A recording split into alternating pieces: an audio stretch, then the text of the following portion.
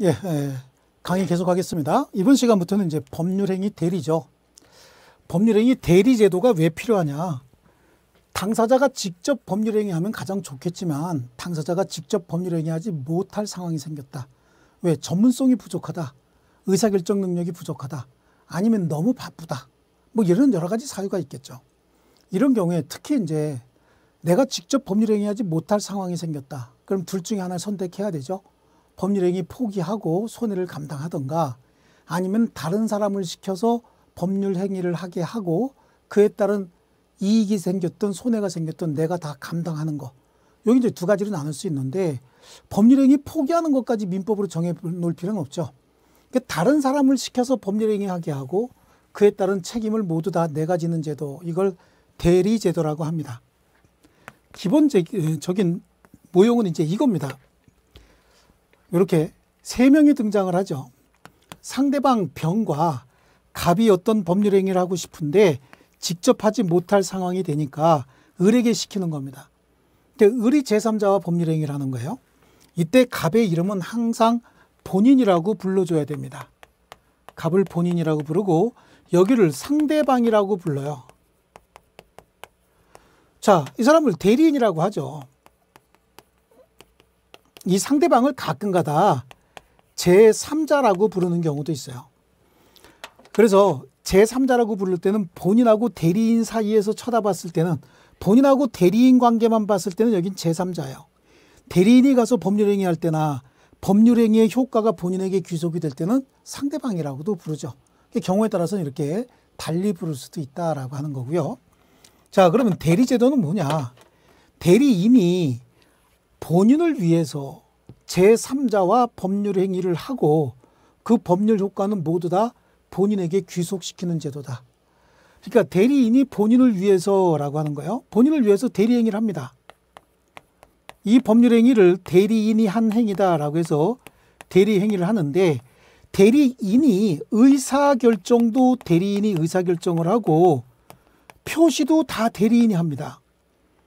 그럼 자기 자신을 위한 행위냐 대리행위냐 이거 구분이 안 될 수 있기 때문에 이럴 때는 이 행위는 나 자신을 위한 행위가 아니고 본인을 위한 행위, 즉 대리행위입니다 라고 해서 현명을 하게 되는 거죠. 이 법률행위의 주체는 누구다. 근데 내가 대신 왔다. 그러니까 법률 효과가 누구한테 귀속이 돼야 된다라고 하는 걸 표시해 주는 거예요. 그리고 상대방이 동의를 했으니까 법률 효과가 이렇게 귀속이 되는 거죠. 그래서 대리인이 본인을 위해서 제3자와 법률행위를 하고 할 때 그 법률행위는 대리행위죠. 그 법률 효과는 본인에게 직접 귀속되는 제도를 대리제도라고 하죠. 이 대리제도에 본인과 대리인 사이의 법률관계 여기에는 대리권의 문제가 발생을 하게 되는 거예요.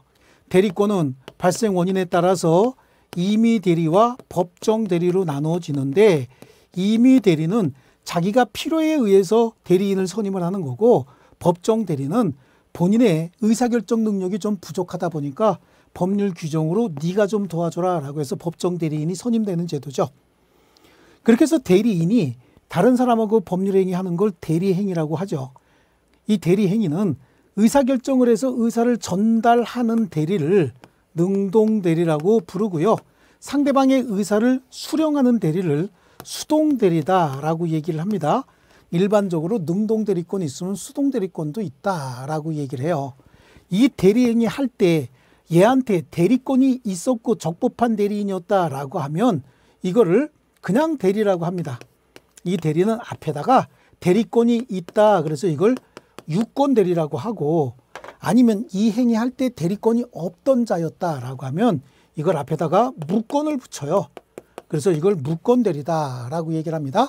그래서 대리의 종류는 대리권의 발생 원인에 따라서 임의 대리, 법정 대리, 그 다음에 의사결정을 해서 전달하는 대리를 능동 대리, 수동 대리, 상대방의 의사를 수령하는 대리를 수동 대리, 대리행위 할 때 대리권이 있었으면 유권 대리, 그건 그냥 대리라고 하고 대리권이 없었으면 무권 대리다 이렇게 얘기를 하고요. 그러다 보니까 법률 관계가 세 개 면에서 생긴다. 대리권의 관계와 대리행위의 관계, 그 다음에 여기에는 대리 효과죠. 법률행위의 효과를 대리 효과다 이렇게 얘기를 합니다. 대리 효과의 관계. 그래서 면이 몇 개가 성립된다고요? 세 개가 성립된다라고 해서 대리의 삼면관계 이렇게까지 얘기를 합니다. 자, 우리 처음에 들어가는 이 개념 중에서 가장 중요한 거 이겁니다. 대리행위 할 때는 의사결정도 의사표시도 모두 다 대리인이 한다. 그래서 이 대리행위, 이 행위는 나 자신을 위한 행위가 아니라 갑을 위한 행위입니다라고 하는 거 표시하는 걸 이거 현명이라 한다. 그러니까 의사결정, 의사표시를 다 대리인이 한다라고 하는 거 요거 좀 중요하죠. 그래서 이제 다음부터 대리의 의의부터 한 번씩 보는데요. 요 내용은 잠시 정지해 놓으셨다가 여러분 적어 놓고 이렇게 계속해서 한쪽 면에다 메모해 놓고 계속해서 보시면 좋겠습니다. 자, 법률행위 대리 113페이지에 대리인이 본인을 위해서 법률행위를 하고 이 법률행위는 대리행위입니다. 의사표시라고 그 법률 효과는 직접 본인에게 생기는 제도. 그래서 대리의 특징은 법률행위를 하는 자와 법률행위 하는 당사자는 누굽니까? 이건 대리인이 하죠. 법률행위는 대리인이 합니다. 대리인이 하고 그에 따른 법률효과 귀속은 당사자와 그 귀속자가 그래. 귀속자는 뭐가 귀속되는 자가 법률효과가 법률효과는 법률행위한 결과 얘기하는 겁니다. 법률효과 귀속자가 서로 달라지는 제도다라고 하는 거죠. 뭐 사회적 기능이다라고 하는 건 사적 자치 영역을 넓힌다. 사적 자치를 보충해준다. 법정 대리 같으면 미성년자의 법정 대리인이 의사결정 능력을 보충해주는 데다 사적 자치 보충. 임의 대리 같은 경우는 내가 바쁘니까 나는 저쪽 가서 법률행위 할 테니 네가 이쪽에 와서 법률행위 해라. 그럼 사적 자치 영역이 넓어지죠. 그래서 사적 자치 확장의 기능이다. 뭐 이런 얘기를 하고 있습니다. 뭐 우리 시험과 관련돼서는 이해에 도움이 되는 건 모르겠지만 크게 도움은 되지 않습니다. 자, 대리의 삼면관계. 그래서 본인과 대리인 사이에는 대리권, 대리인과 상대방 사이에는 행위, 상대방과 본인 사이에는 법률효과. 이 법률효과 대리효과라고 해야 정확하죠. 그래서 이 효과를 뭐라고 얘기합니까? 대리효과다라고 이야기하고요. 대리의 본질은 의사표시하는 자와 효과, 그 의사표시에 의한 법률효과 얘기하는 거죠. 법률효과, 귀속되는 자가 분리되는 제도다라고 하는 거죠. 그래서 이 대리인이 하는 행위는 대리인의 행위다 이렇게 얘기를 해요. 여기서 뭐 법률행위 요건은 본인이 결정한다라고 해서 본인행위설, 대리인이 의사결정하고 하니까 대리인 행위설, 그래서 본인 행위설도 있고 대리인 행위설도 있고 쌍방 합의에 의해서 한 거니까 공동행위설이라고 얘기하는데 우리 민법은 대리인 행위설을 취하고 있어요. 제가 계속해서 말씀드리지만 의사결정도 의사표시도 대리인이 다 합니다. 근데 법률효과가 본인에게 귀속되는 이유는 뭐냐? 현명을 했기 때문에 그래요. 현명해서 나를 위한 행위가 아니라 본인을 위한 행위입니다 라고 이렇게 현명을 했기 때문에 법률효과가 본인에게 귀속이 되는 거지 이 행위는 대리인의 행위입니다. 그래서 이 대리행위 할 때 하자가 있었는지 잘못된 상황이 있었는지 여부는 전부 다 대리인을 표준하여 결정하는 걸 원칙으로 합니다. 자, 그 다음에 대리와 구별되는 제도 중에서 대표도 있고요.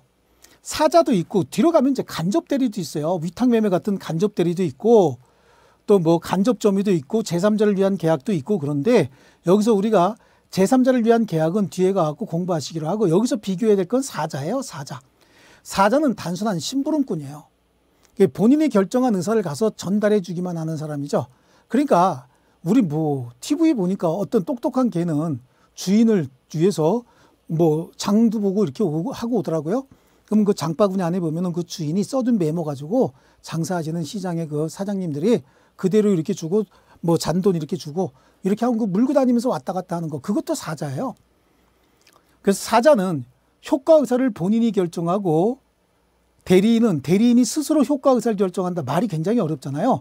대리인은 의사결정도 하고 표시도 합니다. 근데 사자는 본인이 결정한 의사를 가서 표시만 해주는 게 사자인 거예요. 사자의 경우에는 본인이 결정한 의사를 가서 전달은 해야 되기 때문에 의사 능력도 필요 없고 행위 능력도 필요 없어요. 하지만 대리인은 의사결정을 해야 되잖아요. 그래서 의사 능력은 있어야 되지만 사자의 경우에는 의사 능력도 필요 없습니다. 대리인은 의사 능력만 있으면 되지 행위 능력은 필요 없습니다. 왜냐하면 제한 능력자가 한 행위도 제한 능력자가 법률행위 했을 때 그 법률행위는 취소할 수 있는데 그 취소의 근본적인 이유는 제한 능력자의 재산을 보호하기 위한 거였거든요. 근데 대리인이 한 법률행위의 효과는 본인에게 다 귀속되는 거 아닙니까? 그러니까 대리인이 비록 제한 능력자일지라도 제한 능력자에게 손해나는 일은 없는 거예요. 손해가 생겨도 본인에게 손해가 생기기 때문에 제한 능력을 이유로 취소할 수 없어요. 그래서 대리인은 행위 능력자임을 요하지 않는다. 하지만 의사결정을 해야 되니까 의사능력은 있어야 한다. 이런 얘기가 나오고 있는 겁니다. 자, 그래서 뭐 대리와 사자의 차이다라고 하는 건데 이거는 시험에 나왔던 내용이 아닌데 그냥 이제 만들어 놓은 거죠. 네, 그래서 요 내용 가지고 대리와 사자를 비교할 수는 있습니다. 그래서 대리의 경우에 의사표시 하자 유무를 대리인으로 표준합니다. 왜냐하면 의사결정, 의사표시 다 대리인이 해요. 하지만 사자의 경우엔 본인을 표준으로, 즉 잘못된 의사결정을 했는지 여부, 이거는 본인을 표준으로 결정을 한다. 그 다음에 대리의 경우에는 본인이 행위 능력을 갖지 않아도 돼요. 왜냐하면 대리인이 의사결정에서 전달까지 다 해주죠. 그러니까 본인은 권리 능력만 있으면 돼요. 하지만 사자의 경우에는 본인이 의사결정해야 되죠. 사자는 의사결정하지 않고 그냥 전달만 한다 그랬죠. 그래서 본인은 행위 능력이 요구가 되는 겁니다. 그 다음에 사자가 본인의 의사를 잘못 전달한 경우에는 표시상의 착오로 다루어지지만, 즉 뭐죠? 잘못 전달했다라고 하는 거예요. 사자가 본인의 효과 의사를 잘못 전달했다. 그러면 표시를 잘못했다는 얘기지만 대리인이 본인의 의사와 다른 의사 표시했던 경우에는 원래 의사결정자가 누구예요? 대리인이거든요. 착오의 문제가 생기지 않는다. 대리인에게는 의사 능력이 필요 없으나, 아닙니다. 대리인 의사결정해야 되죠. 의사 능력이 필요 없으나 사자에는 의사 능력이 필요하다. 그래서 대리할 수 없는 경우에도 사자는 허용이 될 수 있다. 뭐 그럼 뭐죠? 사실행위 같은 경우도 사자를 시켜서 할 수는 있거든요. 의사결정을 다 본인이 하기 때문에. 자, 간접 대리다라고 하는 건 위탁매매 같은 거 얘기하는 거예요. 서점에다가 책을 팔아달라라고 맡겨놓으면 정가가 10,000원짜리인데 서점에다가 납품할 때는 나한테는 5,000원씩만 주고 정가 10,000원 받아라. 그러면 10권을 팔았다라고 하면 10만 원을 벌어서 5,000원씩 해서 5만 원만 출판사에 주면 되는 거예요. 나머지는 서점에서 갖는 거죠. 그래서 그걸 이제 간접 대리다 그래서 위탁매매 정도로 보시면 됩니다. 그래서 위탁매매 이런 정도. 뭐 제3자를 위한 계약은 뒤에 가서 우리 공부할 겁니다. 우리 제3자를 위한 계약은 통정의 표시에서 잠깐 보기는 했습니다. 자, 대리가 인정되는 범위, 그래요. 법률행위 쭉 준법률행위 이렇게 나오는데 그냥 우리가 대리가 인정되는 범위다라고 할 때 불법행위에는 대리가 허용되지 않는다라고 하는 거예요. 그 불법행위 대리가 허용되지 않는다. 그 다음에 사실행위예요. 유실물 습득과 같은 사실행위. 자, 대리행위 하러 가는 과정에 유실물을 습득했다? 그렇다고 해서 본인 갖다 주는 거 아니다. 그런 얘기죠. 그 다음에요. 가족법상 법률행위, 신분행위죠.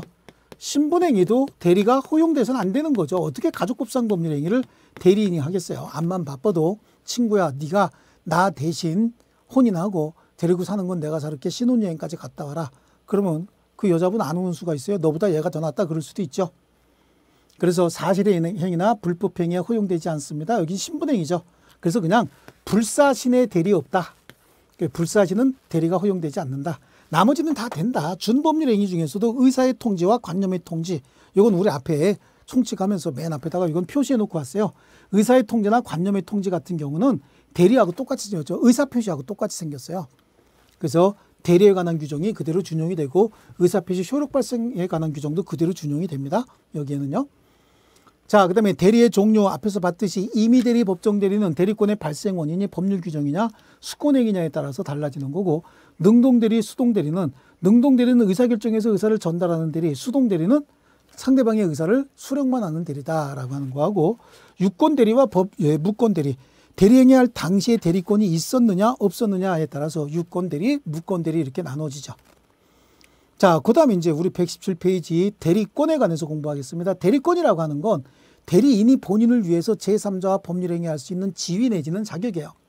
그래서 지위 내지는 자격이기 때문에 이거는 권리가 아니고 권한이다. 타인을 위해서 뭔가 할 수 있는 지위 내지는 자격은 권한이라고 얘기하죠. 권리는 자기의 이익을 추구할 수 있는 지위 자격을 권리라고 하고요. 그래서 대리권의 발생 원인, 법정 대리는 법률 규정에 의해서 대리권이 발생합니다. 그래서 미성년자의 법정 대리인, 부재자의 재산 관리인, 기타 법원에서 선임한 기타 대리인들 이런 자들 있죠. 그다음에 임의 대리인은 수권행위, 여기서 수권행위다라고 하는 건 대리권을 수요하는 이 행위 얘기하는 거예요. 그래서 수권행위에 의해서 발생을 하는데, 수권행위는 본인이 대리인에게 대리권을 수요하는 그런 행위를 얘기하는데 여기 무명계약 뭐 이런 거 다 필요 없습니다. 수권행위를 한다라고 하면 아까 여기에서 갑이 을에게 너 나 대신 가서 일 좀 해라 라고 해서 얘한테 대리권을 일을 일 좀 해라 라고 얘기를 하는 건데, 지나가다가 뜬금없이 을한테 너 나 대신 가서 일 좀 해라 라고 얘기하면 을이 누구세요? 이렇게 나오겠죠. 그러니까 일을 시키기 전에, 그 전에 이미 뭐가 하나 형성이 될까요? 그렇죠. 내부적으로 뭔가 법률 관계가 하나 형성이 될 텐데, 이걸 내부적 기초관계다 이렇게 얘기를 합니다. 내부적 기초관계가 먼저 형성이 되고 그 다음에 대리권을 수여해서 일을 시키는 거예요. 이게 수권행위죠. 그럼 나 대신 가서 어떤 계약을 체결하라. 그러면 대학의 대리권이 생기는 겁니다. 이걸 수권행위인데, 이 수권행위는 그러니까 줄수인 거야. 줄수. 본인이 대리인에게 대리권을 수여하는 행위인데, 먼저 내부적 기초관계가 먼저 형성이 되죠. 그래서 수권행위는 기초적 내부관계, 내부적 기초관계, 이걸 원인된 법률관계라고도 얘기합니다. 행위인 위임계약, 고용 등의 계약과는 구별이 된다. 그러니까 위임계약이나 고용계약이 있고 난 다음에 수권행위를 하는 것이지, 이거 뜬금없이 일시킬 수는 없는 거 아닙니까? 그래서 수권행위는 여기와 관계없이 이루어지는 독자적인 독립된 행위다. 그래서 수권행위의 독자성 이렇게도 얘기를 합니다. 그래서 그걸 수권행위의 독자성이라고 얘기하고, 그리고 수권행위는 내부적 기초관계가 소급해서 소멸하는 경우에도 수권행위는 항상 장래를 향해서 소멸합니다. 그래서 원인된 법률관계에 끌려다니지 않는다. 그래서 무인성 이렇게 얘기하는데 하나도 중요한 거 아닙니다. 그냥 수권행위는 독자적으로 이루어지고 원인된 법률관계가 소급해서 소멸하든 장래를 향해서 소멸하든 수권행위는 항상 장래를 향해서 소멸하게 된다. 자, 그 다음에요. 학설적 이거 너무 많이 안 하셔도 관계없고요. 수권행위의 상대방과 방식 그랬어요. 그럼 수권행위는 누가 하는 거라 그랬죠? 본인이 대리인에게 대리권을 수여하는 행위라고 그랬죠. 수권행위는 대리인이 될 자에게 하는 겁니다. 어떤 형식으로 해야 됩니까? 문자 메시지를 보낼 수도 있어요. 직접 전화해서 지시할 수도 있습니다. 발령장을 낼 수도 있고 또 공고 방법을 통해서도 할 수 있잖아요. 그러니까 어떤 형식이든지 관계없다. 분류식행위다. 그 백지 위임장 형식으로도 수권할 수 있다. 그런데 백지 위임장이라고 하면 A4지 빈종이 주는 거냐? 그게 아니란 얘기예요. 그래서 위임장 그래놓고 위임받는 자 이렇게 해서 필요한 내용을 다 써놓고 행위의 범위만 안 써놓은 거예요. 우리 백지 수표다 그러면 뭐예요? 수표의 모든 요건은 다 갖췄지만 금액만 안 쓴 거 아닙니까? 이 백지 위임장도 어떤 법률행위를 어떻게 위임하겠다라고 하는 법률행위의 종류가 안 적혀 있는 것이지, 실제로 위임한 자가 누구고 위임받은 자가 누구고 뭐 이렇게 해서 쭉 이렇게 위임 경과 과정 같은 거 다 들어가 있는 거죠. 그래서 백지 위임장 형식으로도 가능하다라고 하는 겁니다. 자, 수권행위는 본인이 했으니까 필요에 의해서 철회도 할 수 있다라고 하는 거고요. 이렇게 해서 대리권이 생기면 그 대리권의 범위는 어디까지 할 것이냐 이런 문제가 생기죠. 이 대리권의 범위는 수권행위를 하면서 나 대신 가서 계약을 해라 그러면 계약의 대리권이 있는 거예요. 나 대신 가서 임대차를 해라 그러면 임대차의 대리권이 있는 거죠. 그러니까 대리권의 범위는 법정 대리 같은 경우에는 법률 규정에 정해져 있으니까 여긴 논란거리가 생길 수가 없어요. 근데 임의 대리의 경우에는 수권행위 내용에 의해서 결정이 된다라고 하는 거죠. 그러니까 수권행위 내용이 뭐였냐. 매매계약을 체결해라라고 했으면 매매계약을 체결해야 되는 거예요. 임대차해라라고 했으면 임대차 계약을 체결해야 할 대리권이 있어요. 그런데 그 대리권이 가서 매매계약을 체결해라라고 얘기를 했으면 갑이 상대방과 법률행위 할 때 을에게 대리권을 수여하면서 나 대신 가서 매매계약을 체결해라 라고 얘기했으면 갑의 물건을 가져가서 매매계약을 체결할 때 여기 가갖고 사실래요 라고 청약을 합니다. 이 청약을 하게 되면 청약에 의해서 상대방의 의사를 받아야 되는 뭐요? 승낙을 받아야 되죠. 이게 능동대리권이고 상대방의 의사를 수령하는 이 대리권을 수동대리권이다 이렇게 얘기를 하는데, 통상적으로 능동대리권이 있으면 수동대리권이 있다고 봐야 되죠. 그래서 대리권의 범위를 해석할 때는 대리권 범위에 관한 일반적 이론이 있어요.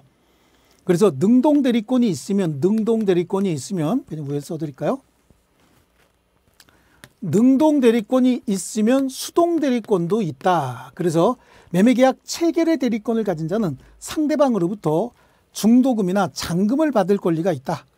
하지만 계약을 성립시킬 대리권에 계약을 소멸시킬 대리권까지는 포함하지 않는다. 순서대로 이렇게 나와줘야 되는데 이제 벌써 대리권은 취소의 의사표시를 수령할 수 있으나 계약을 해제할 수는 없다라고 하는데, 매매계약을 체결할 수 있는 대리권에 취소의 의사표시나 또는 해제의 의사표시를 수령할 권한은 없다고 봐야 됩니다. 중도금이나 잔금을 수령할 수는 있어요. 그래서 취소의 의사표시를 수령할 수 있다 없다 이거는 자신이 한 의사표시니까 취소권이 있는 대리인 같으면 특별수권에서 할 수 있어요. 하지만 해제할 수 있는 대리권, 자 쉽게 얘기할게요. 그냥 이거 논란이 되는 거는 빼버리고요. 이거는 특별수권이 있느냐 없느냐에 따라서 달라지는 거니까 이건 좀 내놓고요. 단순히 계약을 성립시킬 대리권에 소멸시킬 대리권이 포함하지는 않습니다. 예, 그래서 계약을 해제할 수 있는 대리권은 없다라고 하는 거고, 매니저는 공연장 확보를 할 수 있는 대리권은 있어도 출연 계약을, 공연 계약을 직접 체결할 수 있는 대리권은 없다라고 해서 이게 시험에 한번 나왔다가 논란이 많아서 더 이상 뭐 시험에 나오진 않습니다. 이게 이제 그때 당시에 사회적으로 이슈가 좀 됐었어요. 어떤 그 연예인 한 사람이요. 자, 우리 대부분의 판례 한번 보시면요. 대리권의 범위는 수권행위에 의해서 정해지고 어느 행위가 대리권 범위 내의 행위인 것인지는 개별적인 수권행위 내용에 따라서 판단합니다. 통상적으로 임의 대리권은 그 권한에 부수해서 상대방의 의사표시를 수령하는 수동대리권을 포함하는 것으로 본다. 그래서 매매계약을 체결할 대리권을 수여받은 자는 특별한 사정이 없는 한 약정한 바에 따라서 중도금이나 잔금을 수령한, 이게 수동대리권이에요. 취소의 의사표시를 수령할 대리권이 아니고요. 자, 그 다음에요. 또 하나요.